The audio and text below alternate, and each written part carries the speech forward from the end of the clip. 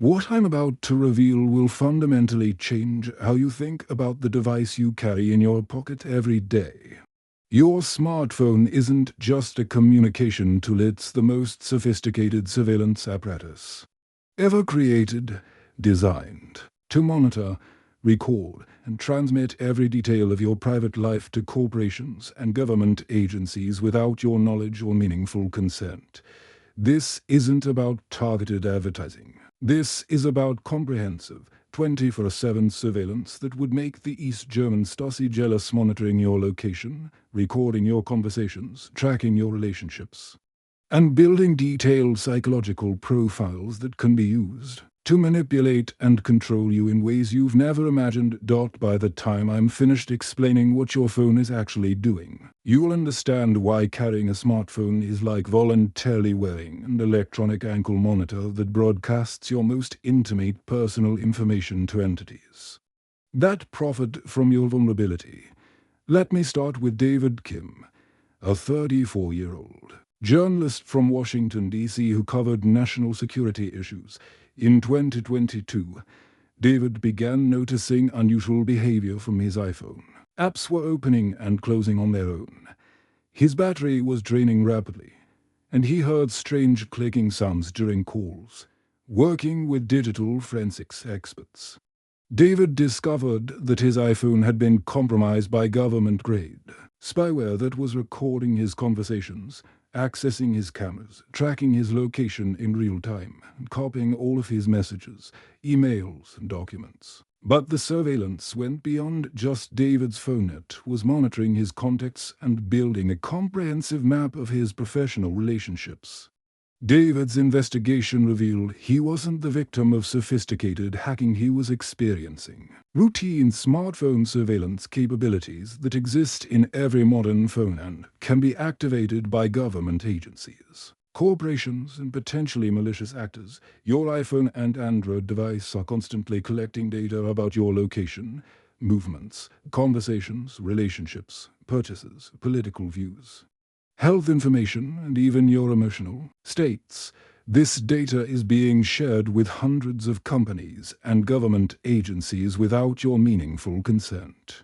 Intelligence agencies now consider smartphones the single most valuable intelligence-gathering tool in history. Every person carrying a smartphone is essentially a walking surveillance device, providing more detailed personal information than any spy agency could have obtained through traditional methods. But here's what makes smartphone surveillance so insidious. It's designed to feel voluntary and beneficial. You're not being forced to carry a surveillance device. You're choosing a convenience device that happens to spy on you as a side effect of providing services you want. Let's examine exactly how this works. Every modern smartphone contains multiple cameras, microphones, GPS tracking, accelerometers, gyroscopes, and connectivity systems. These sensors monitor not just your deliberate interactions, but your physical environment, movement patterns, sleep cycles, stress levels, and even facial expressions when you're not actively using the device. Your phone's microphones can be activated remotely to record conversations even when the phone appears off. Cameras can monitor your environment and take photos without your knowledge. GPS systems track your location continuously, creating detailed maps of everywhere you go and everyone you associate with. But the sensors are just the beginning. The real power comes from AI systems that analyze this data to build comprehensive behavioral profiles. These systems can predict your future behavior, identify your political affiliations, determine your sexual orientation, diagnose health problems, and detect when you're lying or experiencing emotional distress. They know you better than you know yourself. The difference between iPhone and Android surveillance is about who has access to your data, not where the surveillance occurs. Both platforms conduct comprehensive monitoring, but they serve different masters. Apple has built its brand around privacy protection, claiming iPhones provide better security than Android devices. Apple's marketing emphasizes features like end-to-end encryption and restricted third-party data sharing, But Apple's privacy claims are largely marketing deception. While Apple may limit some third-party data sharing, the company still collects vast amounts of user data and shares information with government agencies. Apple's privacy features primarily protect data from other companies, not from Apple itself or government agencies that can compel access. Asterisk more importantly, iPhones contain multiple backdoors that can be exploited by government agencies and potentially malicious actors. Apple has complied with thousands of government data requests, often providing real-time access to user communications. Android's surveillance model is more transparent about data collection, but potentially more invasive. Google's business model depends on comprehensive data collection, so Android devices are explicitly designed to monitor user behavior and share information with Google's advertising systems. Google collects data about every app you use, website you visit, search you perform, location you visit, and communication you send. This data builds detailed advertising profiles shared with thousands of companies. Google also works closely with government agencies, providing user data for law enforcement and intelligence purposes.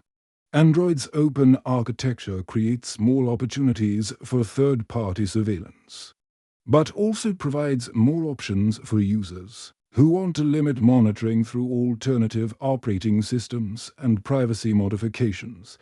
Government surveillance capabilities extend far beyond what most Americans understand. The NSA, FBI, and CIA have developed sophisticated capabilities to access smartphone data in real time, often without traditional warrant requirements. Edward Snowden exposed programs like PRISM, giving intelligence agencies direct access to user data from major technology companies. But PRISM represents just a fraction of current capabilities. The FBI uses Stingray devices that intercept communications from all smartphones in a given area. The CIA has developed malware specifically designed to compromise smartphones completely. Most concerning is the development of zero-click exploits that can compromise smartphones without user interaction. These attacks can be delivered through normal communications, giving agencies complete control over target devices without the user's knowledge. The Pegasus spyware scandal revealed how these capabilities are used against American journalists, activists, and political figures. Pegasus completely compromises both iPhone and Android devices, providing access to all communications and real-time surveillance. While Pegasus is Israeli developed, similar capabilities exist within American agencies. Corporate surveillance is equally comprehensive and potentially more invasive because it operates with fewer legal restrictions. Facebook, Google, Amazon, and Apple use smartphones to collect behavioral data far beyond what users explicitly share. These companies track your location when not using their apps, monitor communications across platforms, and analyze behavior to predict and influence future actions. The data broker industry has grown into a multi-billion-dollar ecosystem buying and selling smartphone-collected personal information.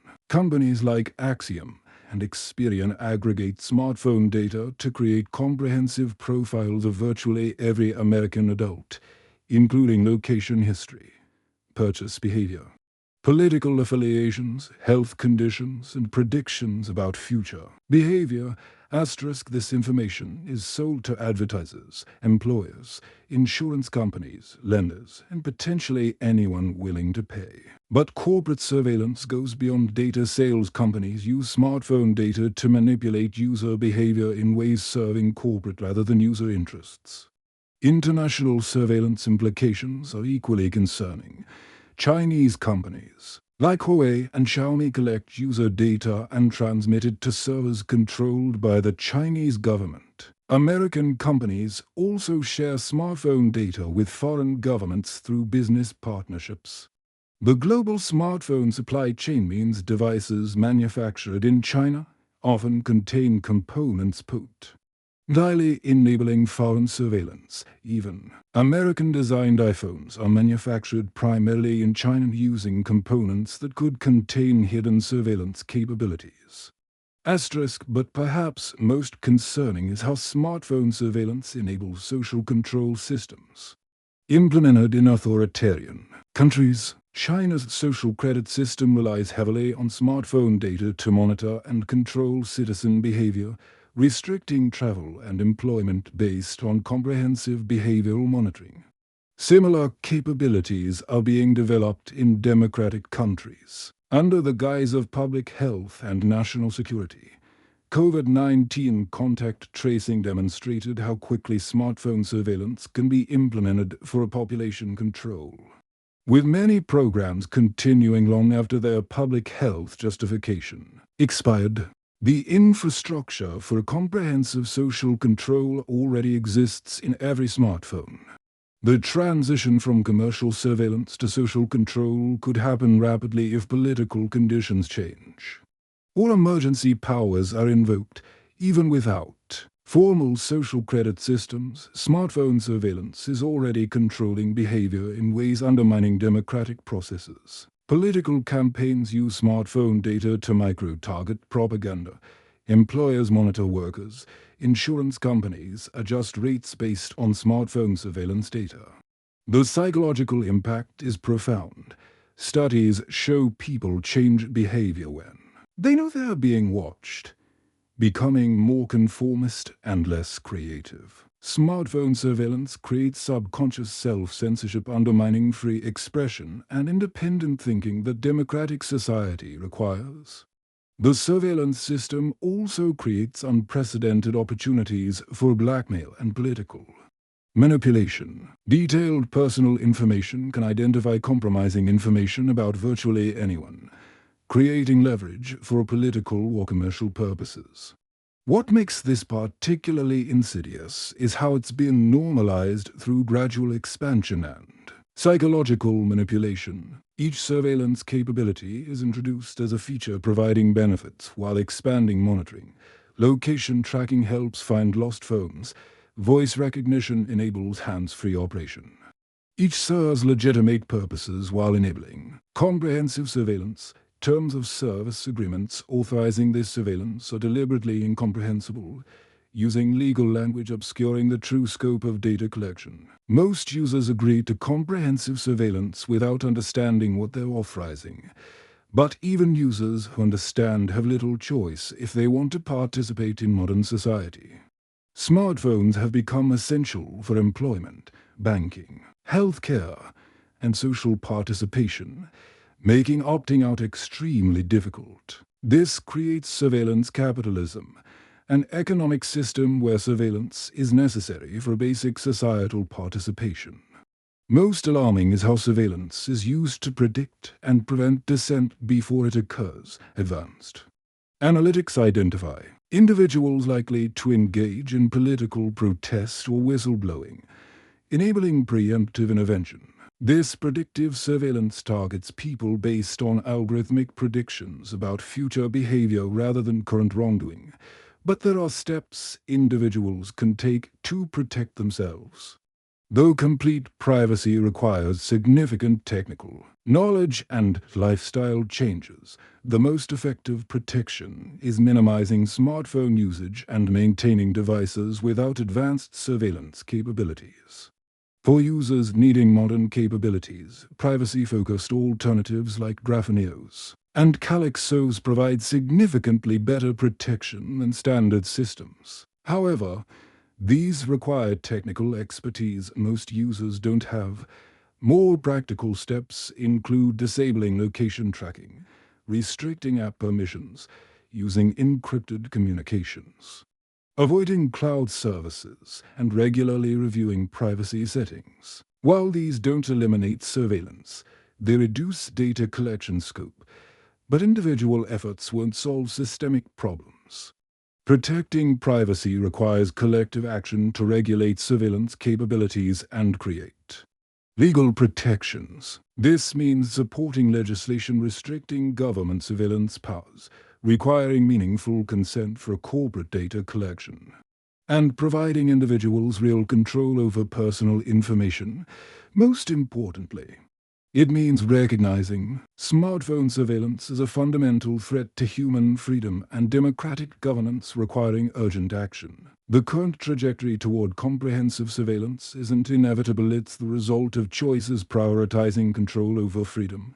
Asterisk, the device in your pocket is spying on you 24/7, recalling everything you do, say, and think, sharing that information with entities that don't have your best interests at heart. This isn't dystopian future, it's happening right now. Your phone is not your friend.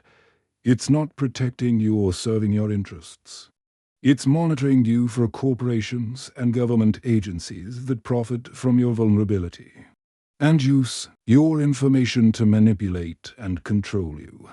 But you still have choices. You can continue carrying a device that spies on you constantly, or you can take steps to protect your privacy and support alternatives prioritizing freedom over profits. The choice is yours.